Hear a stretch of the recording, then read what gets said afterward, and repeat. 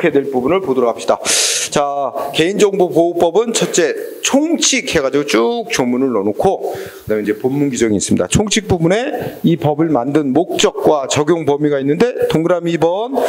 자, 적용 범위 보세요. 자, 뭐라고 되어 있냐면, 개인정보 보호 문제에 관해서는 다른 법률의 특별한 규정이 있으면 그에 따르고, 다른 법률의 특별한 규정이 없으면 이 법, 즉 개인정보보호법에 따른다. 이렇게 돼 있으니까, 즉 다른 개인정보 문제에 관해서 다른 법이 있으면 그게 우선 적용돼야 돼요.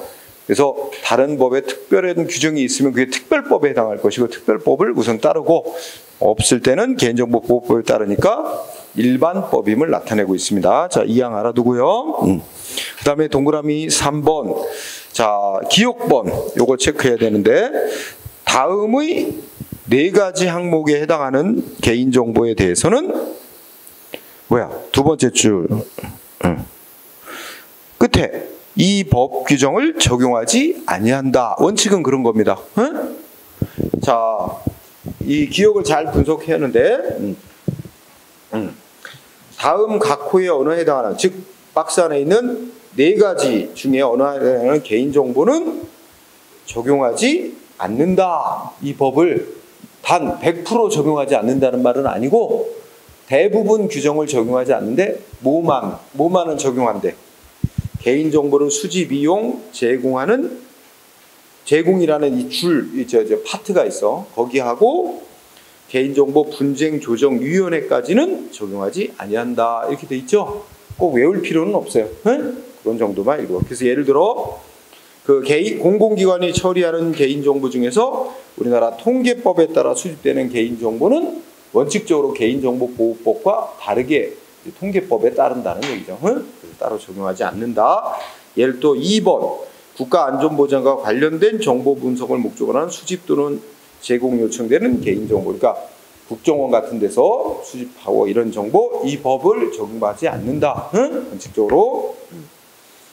또 공중위생 등 공공의 안전과 안녕을 위하여 긴급히 필요한 경우로서 일시적으로 처리되는 개인정보.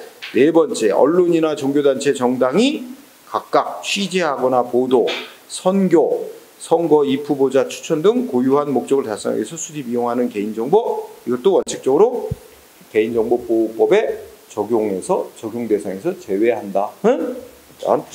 이거 기억번이 자주 나온 건 아닌데, 그래도 가능성이 있는 영역입니다. 그래서 기억번 정도 체크하고, 그 다음에 니은은 조금 넘어가고, 디귿번 체크해 봅시다. 자, 개인정보를 처리하는 자는 이따 공부하겠지만, 개인정보를 처리하는 자는 공공기관일 수도 있고 민간 단체일 수도 있고 개인일 수도 있어요. 그건 어쨌든 그냥 넘어갑시다. 개인정보를 처리라는 말은 개인정보를 수집하고 저장하고 이용하고 누구한테 전달하고 이런 걸 다 통칭해요. 개인정보를 처리하는 자가 동창회나 동호회 등 친목도모를 위한 단체를 운영하기 위해서 개인정보를 처리할 때도 이 개인정보보호법 중에 상당 부분을 적용하지 않는다. 개인정보. 자, 리을번 문장은 2줄 정도 뭐라고 되어 있어요? 개인정보를 처리하는 자는 개인정보를 처리하는 경우에도 그 개인정보를 수집, 이용하려는 목적을 위하여 필요한 범위에서 최소한의 기간에 최소한의 개인정보만을 처리해야 된다. 이게 2번째 줄의 핵심이에요. 목적을 위해 필요한 범위에서 최소한의 기간에 최소한의 개인정보만을 처리해야 된다. 소위 이걸 다른 말로 하면 비례 원칙이지, 그지? 선언되어 있습니다. 그 다음에 밑에 4번 적용 제외 그냥 읽고 지나갑시다.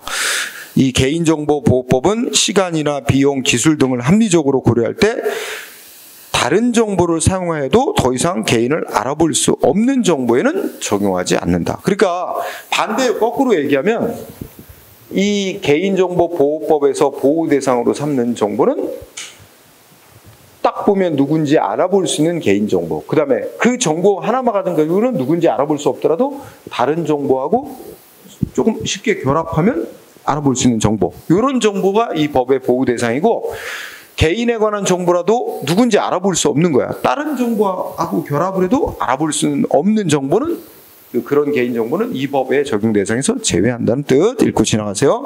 자, 그러면 용어의 정의 1번 매우 중요합니다. 1번, 이 법이 보호하고자 하는 개인 정보란, 중요한 항목이고, 핵심 단어가 뭐야? 두 개의 요소가 있습니다. 첫째, 살아있는 개인. 살아있는 개인이 중요하죠. 살아있는 개인에 관한 정보가 이 법의 보호 대상이고, 두 번째는 뭐야? 살아있는 개인에 관한 정보라 그랬지? 그러면 여기서 둘이 제외됩니다. 하나는 뭐겠어요? 살아있지 않은 개인에 관한. 살아있지 않은 사람이 죽은 사람이지, 사망한 자에 대한 정보는 이 법의 보호 대상이 되는 개인정보가 아니다. 또 하나는 살아있는 개인이라고 그랬죠? 개인이 아닌 단체, 법인과 같은 단체에 관한 정보는 이 법에 의해 보호 대상이 되는 정보가 아닙니다. 그렇죠? 살아있는 개인이라고 되어 있습니다. 그래서 그걸 유의하세요. 그래서 내가 다 뒤에다 써놨을 걸, 다음 페이지에 올라가면 뭐라고 써 있어? 죽은 사람, 사망한 자, 또 뭐야? 법인 등 단체에 관한 정보는 이 법의 보호 대상이 아니다. 그거 중요. 그러면 살아있는 개인에 관한 정보로서 박스 안에 보니까, 첫째, 예를 들어 이름이나 주민등록번호 등 또 영상 등을 통하여 누구인지 알아볼 수 있는 정보가 이 법의 보호 대상 정보다. 두 번째, 이거 중요한 거예요. 두 번째 거, 해당 정보만으로는 누군지 알아볼 수 없더라도, 그죠? 다른 정보와 쉽게 결합하여 누군지 알아볼 수 있는 정보도 이게 보호 대상이 되는 개인 정보다. 그 다음에 세 번째는 위에서 말한 1호와 2호를, 자, 이거 가명이란 말 무슨 설명 안 해도 알겠지? 가명 처리를 함으로써 원래의 상태로 돌리기 위한, 복원하기 위한 추가 정보를 사용하거나 하지 않고는 특정 개인을 알아볼 수 없는 정보도 보호 대상이야. 그러니까 간단히 얘기하면, 이게 우리가 가명으로 처리한 정보인데 뭔가 어떤 다른 거를 거기다가 결합을 하면 누군지 알아볼 수 있는 정보 있지? 이것도 보호 대상이 되는 정보라는 뜻이야. 가명 처리를 해놓은 정보인데 추가 정보 사용 결합 없이는 누군지 알아볼 수 없는. 그럼 반대로 얘기하면 어때? 가명 처리된 정보인데 추가 정보를 결합하면 누군지 알아볼 수 있는 정보. 뭐라고 써 있어? 추가 정보의 사용 결합 없이는 누군지 알아볼 수 없는 정보는, 그죠? 그러니까 이걸 뭐라고 그러냐면 3호를 줄여서 가명 처리된 정보, 가명 정보라고 약칭할 수 있어. 밑에 또 나와. 그래서 요 3호도 중요해. 가명 처리된 정보인데, 가명 처리된 정보라도 그 가명 처리된 것만 가지고는 누군지 알아볼 수 없어. 하지만 다른 추가 정보를 결합하면 누군지 알아볼 수 있는 정보도 보호 대상이라는 뜻이 되는 거예요. 그래서 이거 유의하고요. 자, 그 다음에 그 밑에 판례. 우리 여러분들 트위터라는 거 사용하나? 대량의, 이게 키워드, 머릿속에 담을 단어, 대량의 트위터 정보, 요거 밑줄.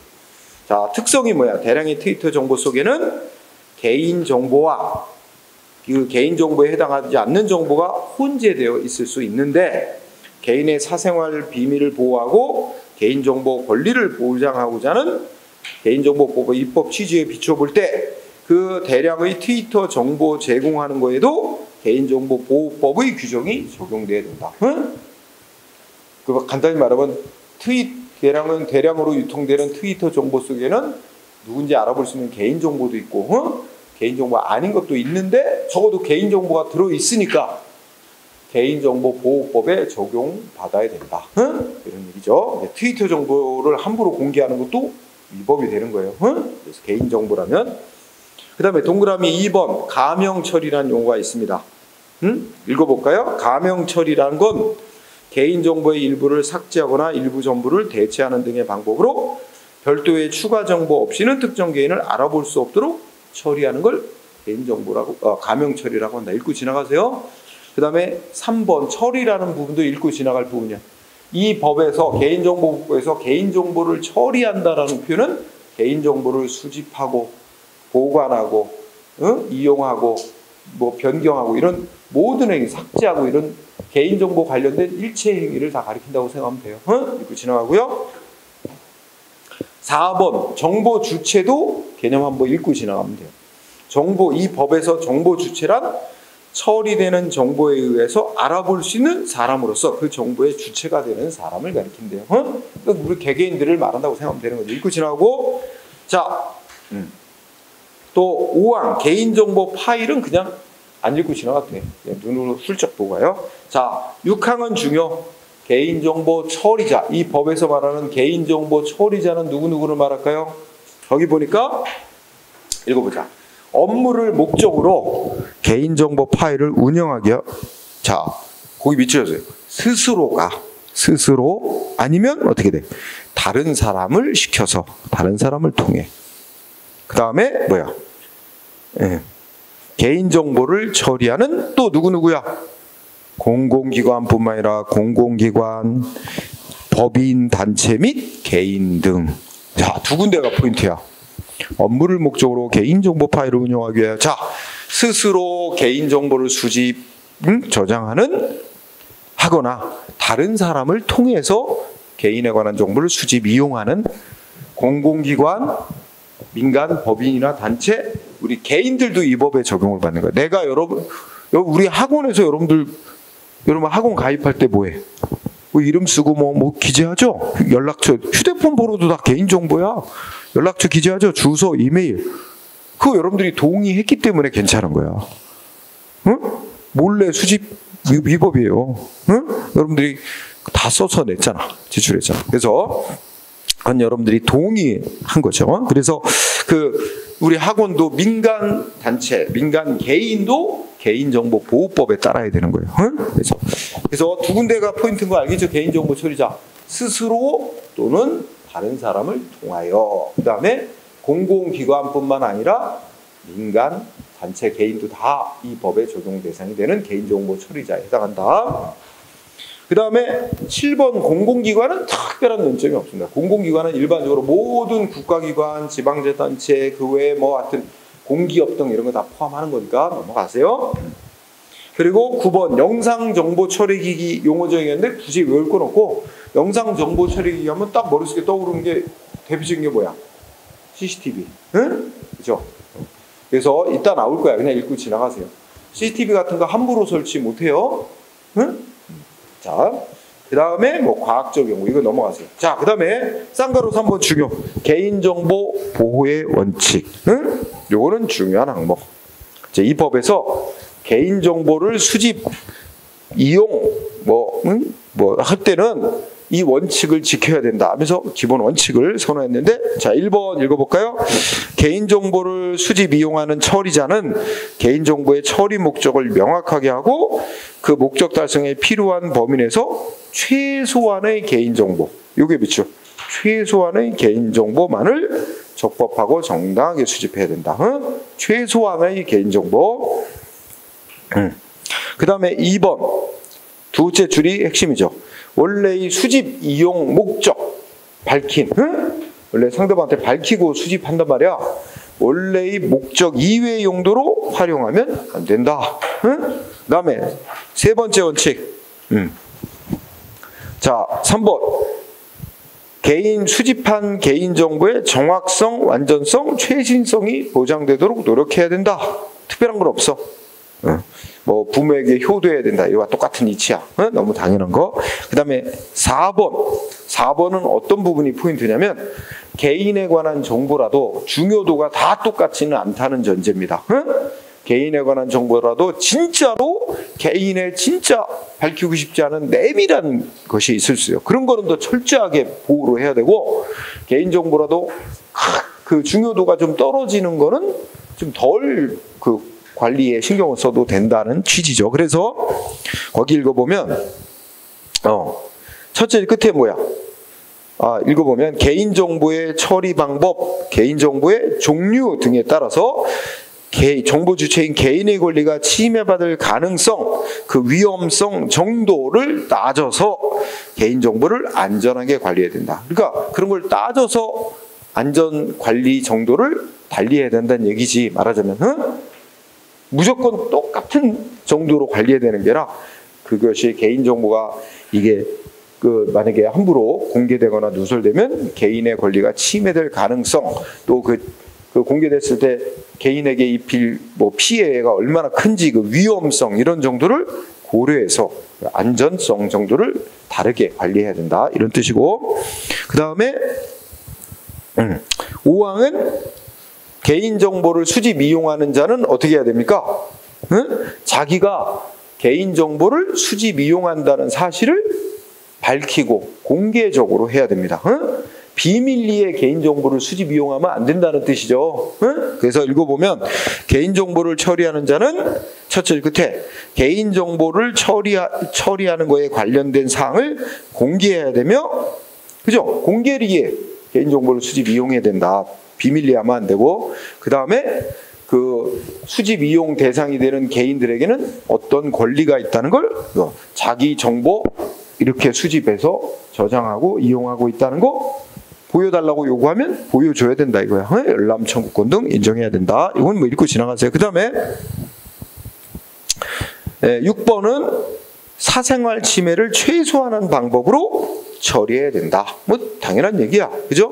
그리고 7번은 첫째 줄 중간에 개인정보를 익명으로 처리할 수도 있고 가명 처리할 수도 있다면 가능한 한 익명, 가명으로 처리해라. 익명, 가명으로 처리해도 목적 달성할 수 있는 경우라면 익명 내지 가명으로 처리될 수 있도록 노력해라. 그 외에 뭐 특별한 건 없습니다. 그 정도 읽었으면 됐죠? 그 다음에 쌍가로 4번도 체크. 자, 여기 정보 주체의 권리라 해서 개인의 권리입니다.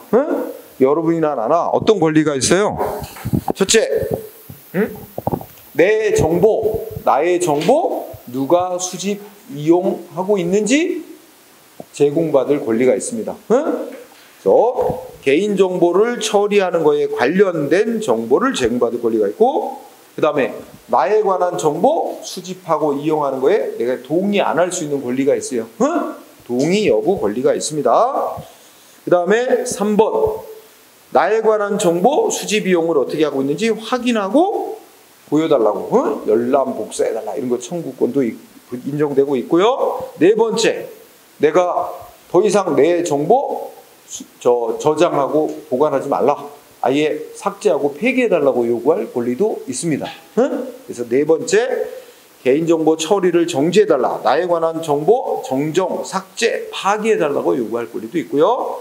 다섯 번째, 나에 관한 정보를 수집, 저장, 이용하다가 나한테 발생시킨 피해가 있다, 그럼 나 손해배상 청구할 권리 이런 거 있습니다. 그래서 일단 뒤쪽에 상세히 써놨는데 일단 제목 위주로 이렇게. 그래서 문제 유형이 다음 중 개인정보보호법이 보호하고 있는 정보 주체의 권리에 해당하지 않는 거 골라라, 이런 식으로 문제 내니까 여기 좀 체크해 두고요.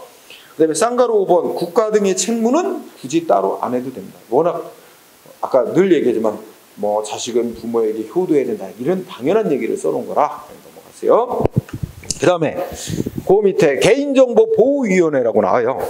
요거는 기본적으로 한 줄 정도. 자, 설치 어디다 설치하는가 보세요. 1번, 개인정보 보호에 관한 사무를 독립적으로 수행하도록 하기 위하여 어디 소속? 국무총리. 요거 중요합니다. 국무총리 소속으로 개인정보 보호위원회를 둔다. 이게 얼마 전까지만 해도 개인정보보호위원회가 대통령 소속으로 설치돼 있었어요. 그러다가 법이 바뀌었어요. 그래서 국무총리 소속입니다. 그러니까 틀리게 많이 내요. 대통령 소속으로 내기도 하고 행정안전부 장관 소속으로 내기도 하고 무슨 과학기술정보통신부 장관으로 내기도 하고 국무총리 소속입니다. 그 다음에 뭐 다른 건 특별한 건 없습니다. 그 다음에 개인정보보호위원회의 뭐 구성 이렇게 아주 구성 몇 명으로 구성하고 위원장, 임기, 신분부장 쭉 나오는데 굳이 하지 마세요. 응? 자, 넘어가세요. 자, 그 다음에 소관사무, 개인정보보호위원회 엄청 많이 냈네. 넘어가세요. 자, 뒤로 갑니다. 그러면 좀 많이 가죠. 자, 그 다음에 10페이지로 넘어가세요. 10페이지. 응? 훌쩍 넘어가세요. 자, 10페이지 가면 맨 아래쪽에 큰 3번 개인정보 보호정책의 수립 등 이렇게 되어 있죠. 예. 이와 관련하여 쌍가로 1번은 특별하게 할 게 없습니다. 넘어가고 쌍가로 2번 기본계획과 시행계획이라고 하는 항목이죠. 거기 공부합니다. 거기서 자, 기본계획은 누가 작성하는 거냐? 자, 두 군데다 밑줄 치세요. 기본계획이란 건 누가 작성해요? 개인정보보호위원회라 국무총리 속에 있는 기관 개인정보보호위원회가 어쩌고 저쩌고 하면서 몇 년마다 기본계획이란 걸 짜래. 3년마다 이렇게 두 군데가 포인트예요. 개인정보보호위원회는 3년마다 기본 개인정보 보호를 위한 기본계획을 수립해서 이제 각 부처 장관들에게 이렇게 장관들과 협의해 수립한다고 했죠. 그러니까 자, 기본계획은 개인정보보호위원회가 3년마다 수립한다. 다음 페이지. 그러면 뭐예요? 동그라미 2번 시행계획은 누가 수립하는 겁니까? 시행계획은 각 중앙행정기관의 장이 얼마마다 한 번씩 매년 매년 1년에 한 번씩 그죠? 그러니까 개인정보보호위원회가 3년 단위로 기본계획을 수립하면 그걸 기준으로 삼아 각 중앙행정기관장은 매년 자기네 부처의 개인정보 보호를 위한 시행계획을 수립해야 된다. 자, 그 다음에 쭉 넘어가세요. 넘어가도 돼요. 예? 예. 자, 넘어가세요. 자, 그러면 12쪽으로 갑니다. 12쪽에 보면 개인정보의 수집, 이용, 제공 등이 있어요. 이제 여기서부터 이제 시험에 나오는 영역들이 쭉 나오게 됩니다. 자, 우선 쌍가루 1번.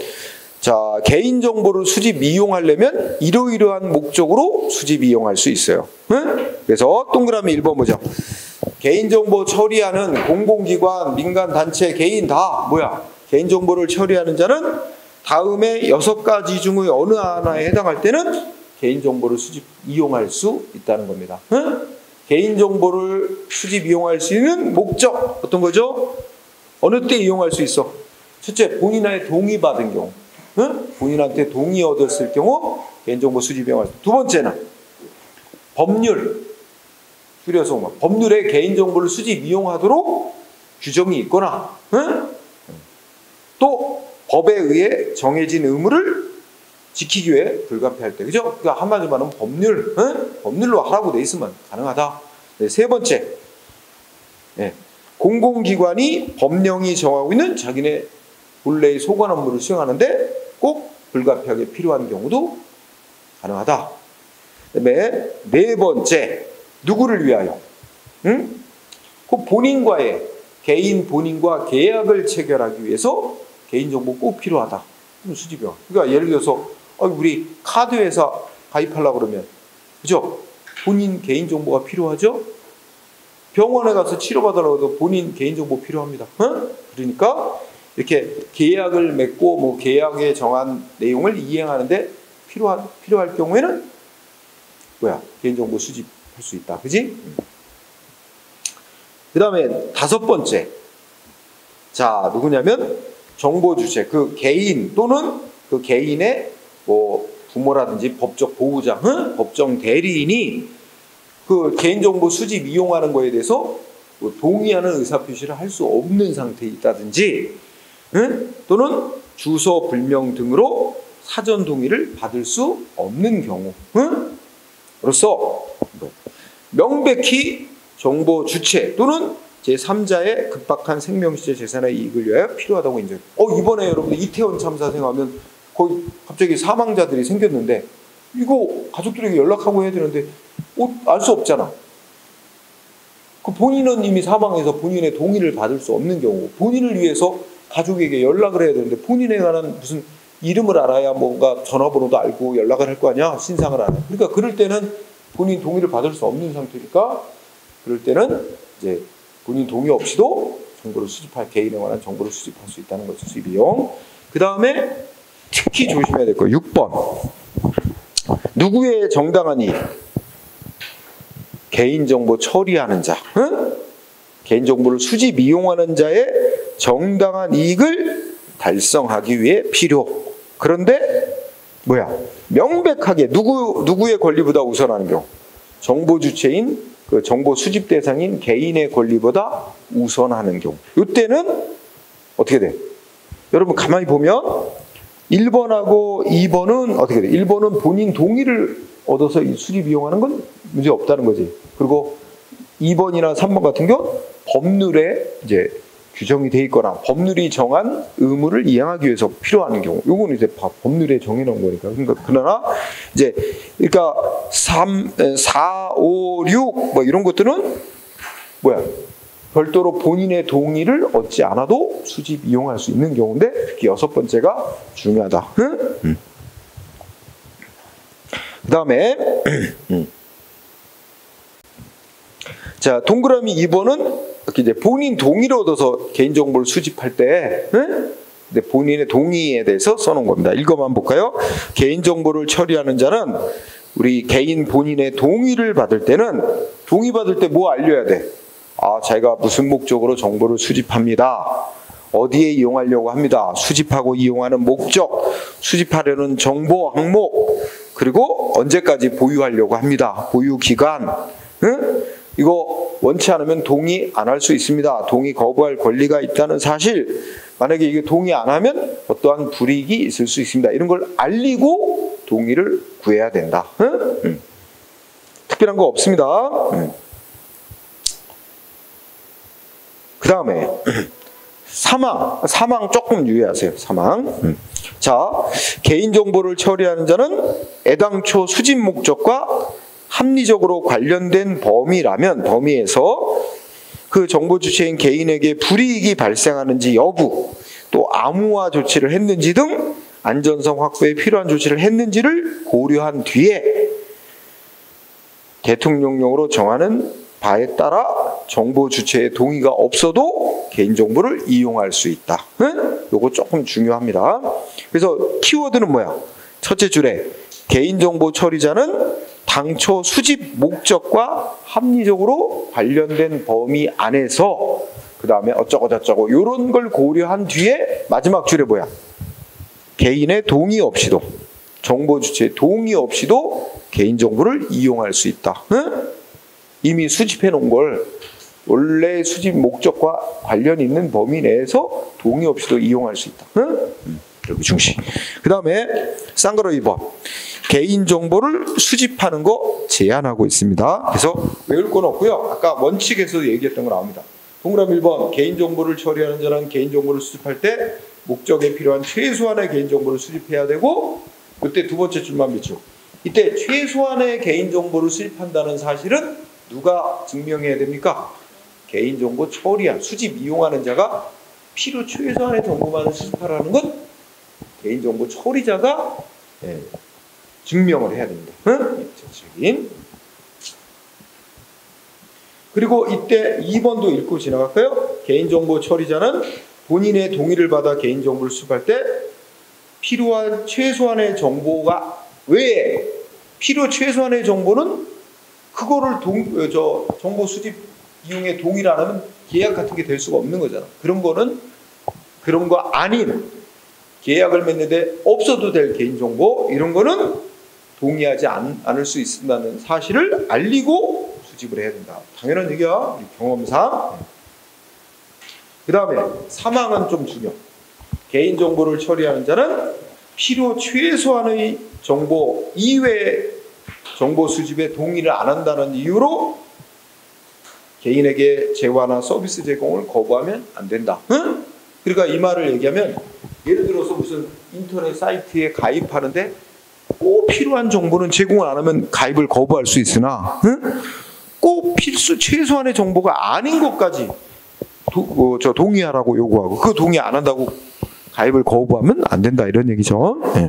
그 다음에 쌍가루 선본 개인정보를 제공하는 것 수집한 개인정보 처리자가 개인정보를 수집했잖아. 수집한 정보를 다른 자에게 넘겨주는 걸 말하는 겁니다. 이것도 함부로 하면 안 됩니다. 그래서 1항을 보니까 개인정보 처리자는 개인의 동의를 받는다든지 다른 자에게 정보 수집한 정보 넘기는 것에 대해서 본인의 별도의 동의를 얻는다든지 아니면 원래 수집한 목적 범위 안에서 제공하는 경우에는 수집한 개인정보를 3자에게 제공하거나 공유할 수 있다. 그러니까 3자에게 이 1항에 3자에게 제공할 수 있는 사유는 두 가지입니다. 뭐야? 본인의 동의를 따로 받거나 아니면 어떻게 돼요? 원래 수집 목적 범위 내에서 이용하는 경우에 해당한다면 이럴 때 1항 그리고 2항은 이렇게 지어졌다. 개인정보 처리자는 이렇게 자기가 수집한 개인정보를 3자에게 제공하는 데 있어서 그 개인의 동의를 얻을 때는 뭐야? 일정한 사항을 알려야 돼. 본인한테 알리고 또 별도의 동의를 받아야 된다. 그러니까 생각해 보세요. 원래 개인정보를 수집할 때도 동의를 얻어 수집했지. 그런데 이걸 원래 이용하려던 목적 이외의 용도로 뭐 제3자에게 제공하려고 한다면 별도로 또 알리고 동의를 또 얻어야 된다는 얘기입니다. 네, 그 정도 하고 그 다음에 뭐 3항은 너무 당연한 얘기고 또 4항 요거 이제 4항 봅니다. 4항 다음 페이지 4항 개인정보 처리자는 아까 비슷하죠. 애초에 수집 목적과 합리적으로 관련된 범위에서 그죠? 셋째 줄 정보 주체의 동의가 따로 없이도 개인정보를 제3자에게 제공할 수 있다. 중간에 뭐 암호화를 제대로 했는지 등등을 따져서 그죠? 그래서 그 중시. 자 그러면 그 밑에 이제 대법원 판례를 하나 개인 판례를 들어놨죠? 검토를 해봅시다. 자 거기 이 줄을 보니까 개인정보 자기결정권이라는 법적 이익을 침해하거나 제한한다고 주장되는 행위의 내용이 이미 정보 주체의 의사에 따라 공개된 개인정보를 그의 별도의 동의 없이 영리 목적으로 수집 제공한 경우 지금 어떤 경우냐면 내가 이 사건의 내막을 얘기해 줄게. 뭐냐면 어떤 그 인터넷 사업자가 있는데 뭐 하냐면 전국의 대학의 법과대학 홈페이지에 다 들어간 거야. 전국의 뭐 대학의 홈페이지 웬만하면 홈페이지는 다 들어갈 수 있어.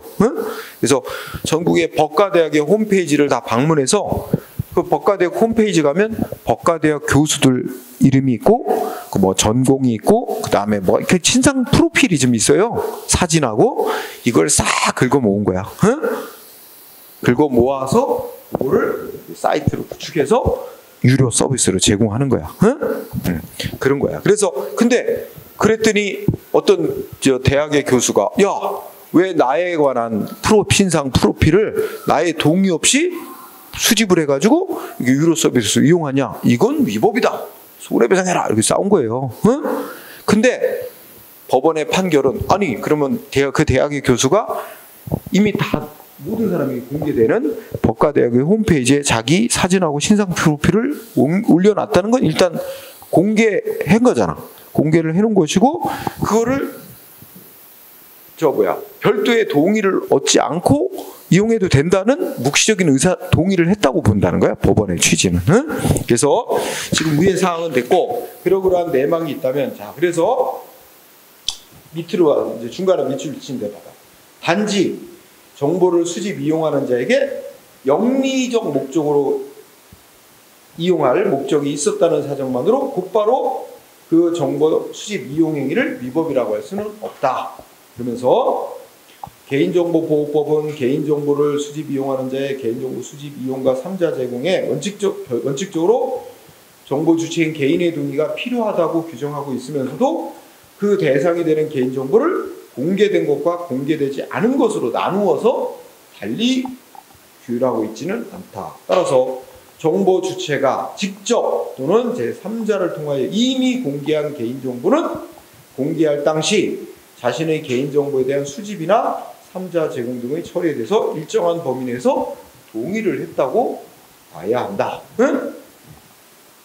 그래서 맨 밑에 이미 공개된 개인정보를 그 본인의 동의가 있었다고 객관적으로 인정되는 범위 안에서 수집, 이용 등 처리를 할 때는 별도로 본인의 동의를 따로 받을 필요가 없다라고 봐야 되고, 별도의 동의를 받지 않고 했다 그래서 개인정보보호법을 위반한 위법 행위가 있었다고 볼 수 없다. 응?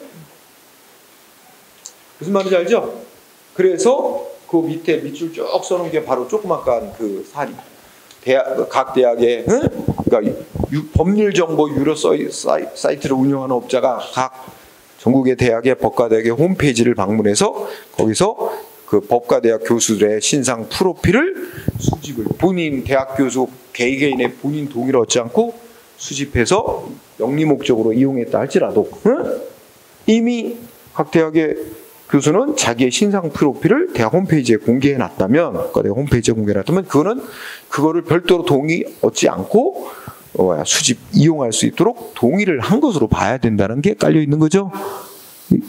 길지만 이해되죠? 네, 그렇게 정리하면 되고, 그 다음에 쌍가루 4번 개인정보의 수집 목적 이외로 이용 제공하는 건 원칙이 금지, 단 일정한 요건에 해당될 때는 예외적으로 허용. 여기도 중요한 항목이 있는데, 자 거기서 동그라미 1번은 원칙을 얘기하는 겁니다. 네? 읽어보세요. 그냥 원칙. 개인정보를 처리하는 자는 수집한 개인정보를 첫째 끝에 원래의 이용 목적 범위를 초과하여 이용한다든지, 두 번째 이용 범위를 초과하여 3자에 제공하면 안 된다. 이거 원칙이에요. 금지. 단 동그라미 2번 보면 그럼에도 불구하고 개인정보 처리자는 다음에 9가지 항목 중에 어느 하나에 해당할 때는 자 다음의 9가지 중에 어느 하나에 해당할 때는 두 번째 줄 끝에 개인정보를 수집한 개인정보를 원래의 이용 목적 외의 용도로 이용하거나 제3자에게 제공할 수 있다. 중요하죠. 이 사유 9가지가 중요한 항목입니다. 원래 수집한 이용 목적 이외의 용도로 이용하거나 3자에게 제공할 수 있는 사유 9가지. 단 9가지에 해당한다 하더라도 첫째 줄 끝에 정보 주체인 개인 본인 또는 제3자의 이익을 부당하게 침해할 우려가 없을 때만, 있을 때는 안 된다 이거. 9가지에 해당하더라도 본인이 정보 주체인 개인 본인이나 제3자의 이익을 부당하게 침해할 우려가 없을 때 한해서만 원래의 수집 목적 이외의 목적으로 이용하거나 제공할 수 있다. 9가지 항목을 보니까 첫 번째 항상 이거죠. 본인한테 별도 동의를 얻은 경우, 따로 원래 목적 이외 용도로 이용하겠다, 제3자에게 제공하겠다, 별도로 동의를 얻은 경우, 그 다음에 2번 법률에서 그렇게 할 수 있게 규정을 따로 둔 경우, 다른 법률. 그 다음에 세 번째 아까 비슷하죠. 본인이나 그 법정 대리인이 동의하는 의사표시를 할 수 없는 상태인데 그 본인을 위해서 꼭 필요한 경우. 그 다음에 네 번째는 삭제됐죠. 다섯 번째는 그 개인정보를 목적 이외의 용도로 이용하거나 제공하지 않으면 법률이 정하는 소관 업무를 수행할 수 없는 경우로서 아까 말한 개인정보 보호위원회 의결을 거친 경우. 그 다음에 여섯 번째 중요. 외국과 조약을 맺거나 그 밖에 국제협정 맺은 거 이행하기 위해 외국 정부나 국제기구에 제공하는 경우. 일곱 번째, 범죄를 수사하고 기소, 공소를 제기하는데 필요한 경우. 여덟 번째, 법원의 재판 업무 수행을 위해서 필요한 경우. 아홉 번째, 형 집행이나 감호, 보호 처분의 집행을 위해서 필요한 경우. 이렇게 9가지 항목이에요. 이 중에 예전에 한번 시험 문제가 나왔는데 특히 뭐와 관련해서 법원의 재판 업무 수행을 위해서 필요한 경우에는 뭐예요? 별도의 본인 동의 없어도 수집한 정보를 법원에 제공할 수 있다는 얘기야. 응? 그런데 행정심판 업무라고 하는 게 있어요. 응? 행정심판 업무 수행을 위해서 필요한 경우, 수행 위에 필요한 때, 이거는 아닙니다.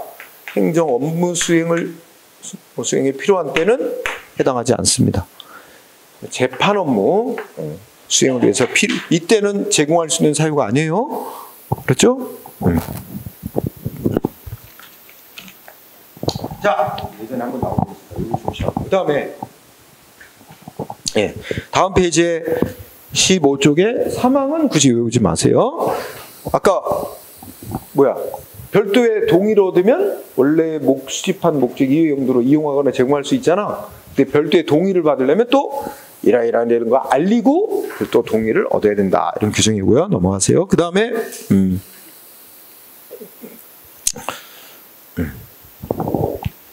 넘어가도 되고. 자, 그 다음에 5항 읽어볼까요? 5항, 큰 5항.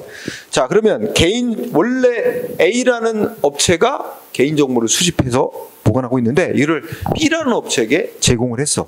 그러면 제공받은 B라는 업체는 또 이걸 또 함부로 다른 자에게 또 넘겨주거나 그러면 안 되게끔 제한 규정을 둔 거지. 그래서 뭐라고 돼 있어? 개인정보를 수집 이용한 개인정보 처리자로부터 개인정보를 제공받은 자는 그 정보 주체인 개인의 별도의 동의를 받는다든지 아니면 다른 법률에 특별한 규정이 있는 경우를 빼고는 제공받은 목적 이외의 용도로 이용 제공하면 안 된다. 여기도 두 가지 경우에만 원래 제공받은 정보를 목적 이외의 용도로 이용하거나 제공할 수 있죠. 본인의 동의를 따로 받거나 또 법률이 정하고 있을 때. 요거 세 줄 알아두고요. 그 다음에 쌍가로 6번. 여러분, 나에 관한 정보를 나한테만 수집할 수 있는 게 아니라 누구한테도 수집할 수 있어? 내 친구한테 수집할 수도 있잖아. 그러니까 본인 이외자로부터 수집한 개인정보, 그죠? 수집 출처 등 알려야 된다. 그러니까 나에 관한 정보를 내 친구한테 수집했죠? 그러면 나한테 당신에 관한 정보 그 친구 누구한테 수집했습니다 하고 알려주도록 의무로 정한 거죠. 그런 뜻이에요. 그래서 그냥 1번만 읽어볼까요? 뭐라고 돼 있어? 개인정보 처리자가 본인 이외로부터 수집한 개인정보를 처리하는 때는 요거 밑줄쳤어요. 정보 주체가 요구하면. 그러니까 내가 요구하면 나에 관한 정보 누구한테 수집했습니까? 요구하면 요구 안 하면 안 해줘도 되는 거야. 누구한테 수집했냐고 요구하면 개인정보 처리는 즉시 누구한테 수집했고 무슨 목적으로 수집했고 등등을 모두 알려줘야 된다. 그죠? 당연한 얘기입니다. 예전에도 나도 그런 거 쳐놨어. 무슨 정치 선거에 출마한 후보자인데 나한테 뭐가 이렇게 뭘 연락을 했어. 전화를 받던가 뭐가. 그 내가 전화를 받는데 이거 내 전화번호 이거 어디서 수집한 거냐? 딱 끊어. 전화 딱 끊어 그냥. 그러니까 짜증나면 그렇게 한마디 하면 끊어버릴 거야. 그 법적으로 문제가 되니까 더 이상 대화를 안 하려고 그러지. 자,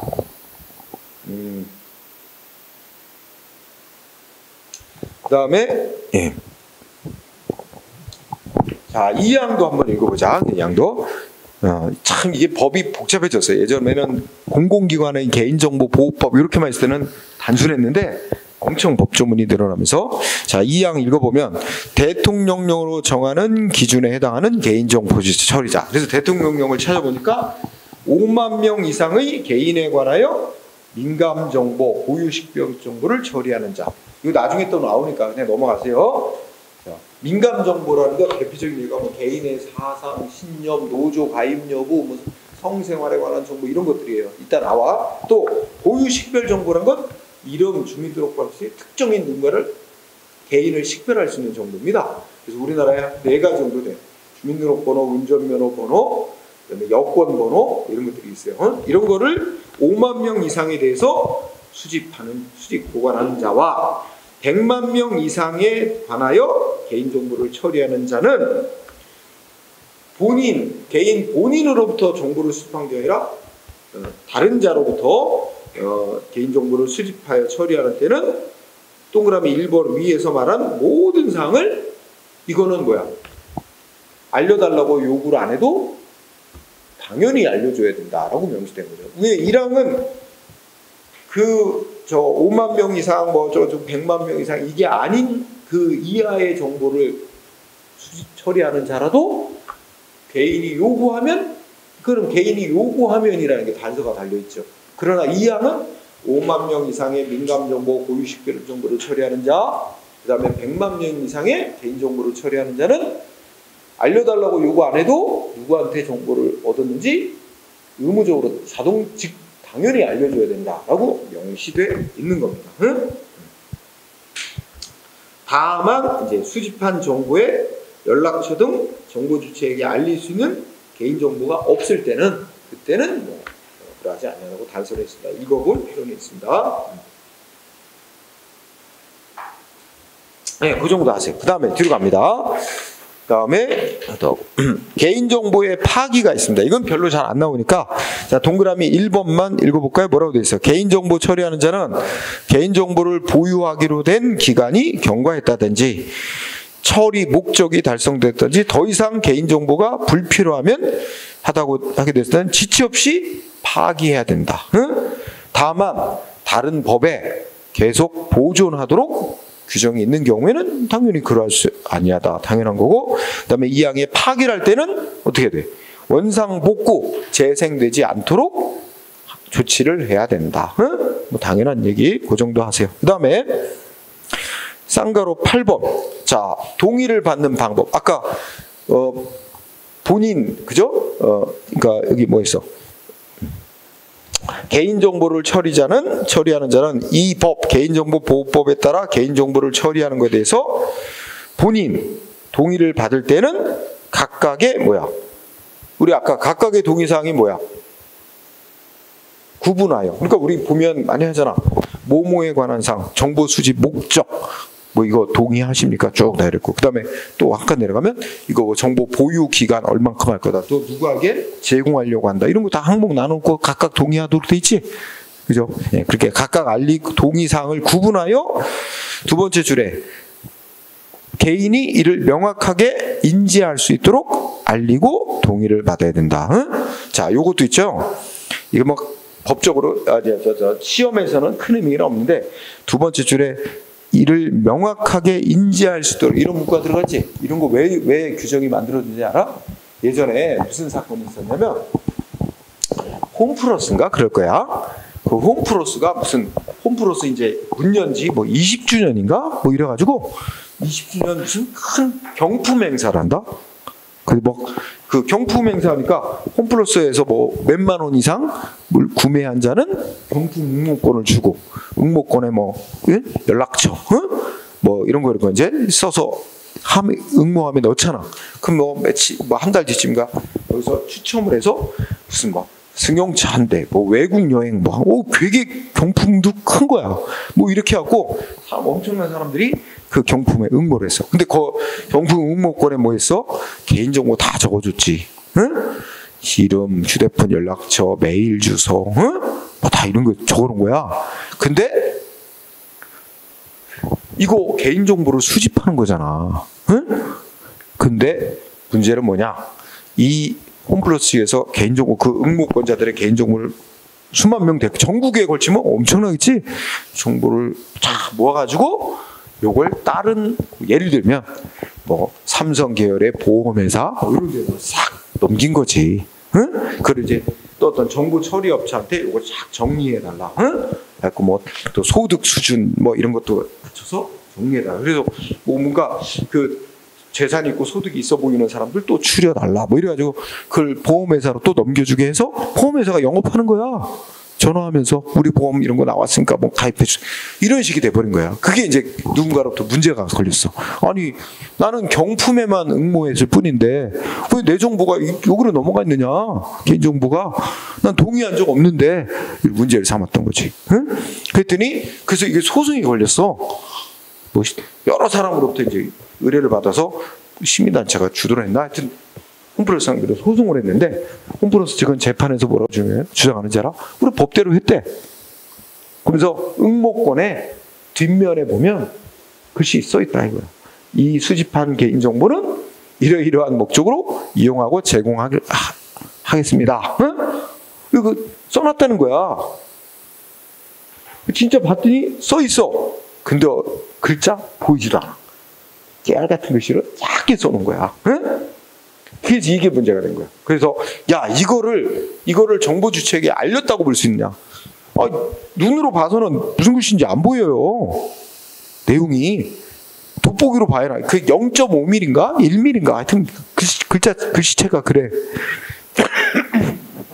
그래서 네가 아마 1심 재판에서는 이거는 제대로 알 수 있도록 알렸다고 볼 수 없다. 그러니까 알려야 될 의무를 위반한 것이다. 그러니까 그 정보 수집 행위는 위법이다. 정보 수집 이용 제공하는 행위는 위법이다. 이런 식으로 판결했는데 이게 또 항소 고등법원으로 갔는데 웃겨. 고등법원 판사 그렇게 작게 쓴 글씨도 다 볼 수 있다. 평균이라면 이러면서 또 그걸 뒤집었어요. 근데 최종적으로는 대법원 가서 다시 뒤집힌 걸로는 알고 있는데 그런 사건 때문에 이제 아마 이 규정에 글자 크기도 어느 정도 크게 쓰라고 이제 다 규정이 추가되고 한 거예요. 자꾸 새로운 문제들이 생겨나니까 그런 정도로 보면 될 거예요. 그래서 2번도 있잖아. 그 둘째 줄 끝에 보면 중요한 내용은 개인정보보호위원회가 정하는 방법에 따라 명확하게 표시해 알아보기 쉽게 돼. 이런 규정이 이제 들어가게 된 거야. 외우지 말고. 그리고 동의를 받을 때는 3번에 첫째 끝에 어떻게 돼? 동의 없이도 처리할 수 있는 정보와 꼭 동의가 있어야만 되는 정보를 구분해서 알려준다. 아까도 나왔던 거 또 쓴 거지. 여기는 총괄을 한 거야. 앞에 거 다. 그러면서 그 다음에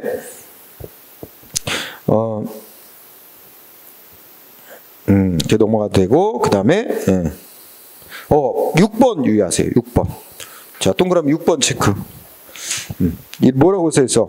개인정보 처리자는 만 14세 미만 아동의 개인정보를 수집 이용하기 위하여 동의를 받아야 할 때는 누구의 동의? 법정 대리인의 동의를 받아야 된다. 한 문장. 그런데 생각을 해보자. 이거 이제 예를 들자면 애들 초등학교 앞에 학습지 뭐 이런 거 이렇게 파라솔 치고 의자 놓고 애들 이제 학습지 이거 이제 모집한단 말이야. 그럼 거기다가 막 애들 좋아하는 뭐 장난감 뭐 이런 거 막 놓고 애들을 유혹을 해. 그지? 너 이거 학습지 이거 하면은 가입하면 이거 장난감 줘. 근데 애는 또 하고 싶어 해. 그지? 근데 어떻게 해야 돼? 그 애 이름, 애 연락처. 그러니까 만 14세 아동의 개인정보를 수집하려면 어떻게 해야 돼? 그 부모의 동의를 받아야 돼요.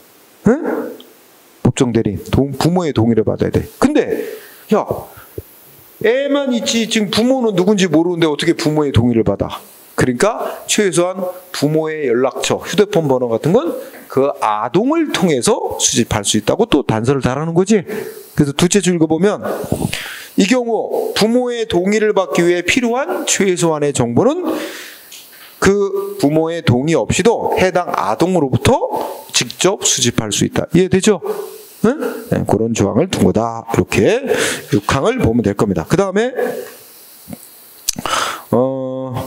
7번 개인정보의 처리 제한.